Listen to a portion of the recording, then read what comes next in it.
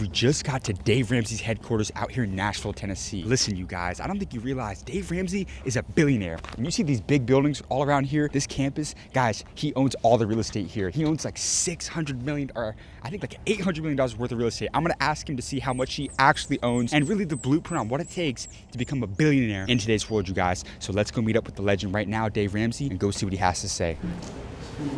Dave, How you doing, Dave? James and team. James. Nice to meet you, sir. Good to meet you, sir. We love all that you built, and you've been a big impact in the financial and in the business space, so it's super great to be here today. We're honored to have you guys. Yeah. Dave, I like to tell my guests I have one rule for all my interviews. There's no holding back. I need you to give them the blueprint on how to really build wealth and become millionaires in today's world. Can we make that happen? I never hold back. Let's go. I didn't get here by holding back, dude. I love that. What's your name? My name, I'm Dave Ramsey. And how did you get rich? I've always been an entrepreneur. You've been an entrepreneur. My whole life. Now, you've been a business owner for decades. What was the most amount of money that you made in a single year? Oh, this year we made $300 million at Ramsey. 300 million? Yeah. God's been good to me. So you do believe in God? Oh, definitely. Yeah. How did you find God? In my 20s, about the time I was going broke. I do everything backwards. And so met him on the way up, got to know him on the way down. How much real estate do you own today? Let's see, this campus is probably $650 million, probably $850 million or so. You own $850 million worth of real estate. Something like that. It's all cash. Oh, yeah, I don't borrow money. You heard the rumor, yeah. So are you a millionaire or a billionaire? Probably a billionaire, yeah. Are you a I don't billionaire? really track it that close. What are your thoughts on debt? Well, we don't borrow money at all, ever, for anything.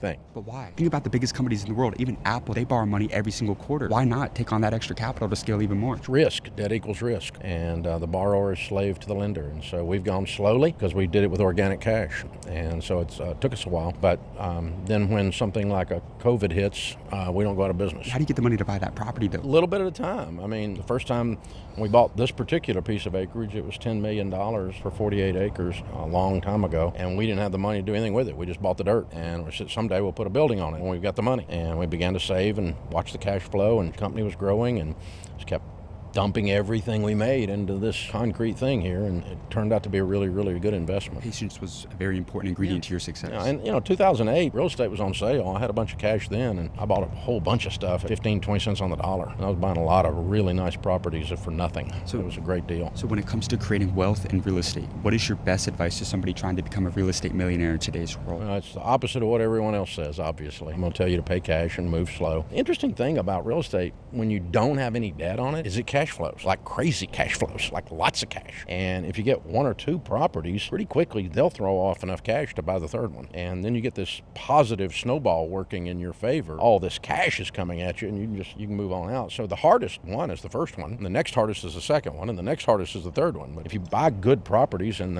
you know how to manage them, and you get the cash coming in off of them, it'll lead you into another property. I want to challenge you real quick. Take me back to the most life-changing conversation you ever had. What is the greatest advice you ever received throughout your career? Nobody's going to come discover you. Nobody's going to come save you. Nobody's going to come save you. Nobody's going to come discover you. The Lone Ranger's not coming. The Cavalry's not coming. That's just in the movies. You have to get up, leave the cave, kill something, drag it home. And by the way, tomorrow, you have to get up, leave the cave. And by the way, the next day, you have to get up, leave the cave, kill. And even if you don't feel good, shut up and go do it anyway. It's just this constant plotting, and then you add all that up, and you get to stand here, and I go, how did we get here? One tiny little step at a time. One tiny conversation at a time. Do you think that's something that my generation struggles with? I have about 600 of your generation on our team, and I think it might be the best generation I've ever led. Wow. Because you guys grew up with this magic wand in your hand, that if you push a button, stuff shows up on your front porch, or if you push another button, you can answer any question, or you push another button, anything you want is right there. And so I don't run into scarcity thinking much in Z's and millennials. Most of you guys are glass half full, and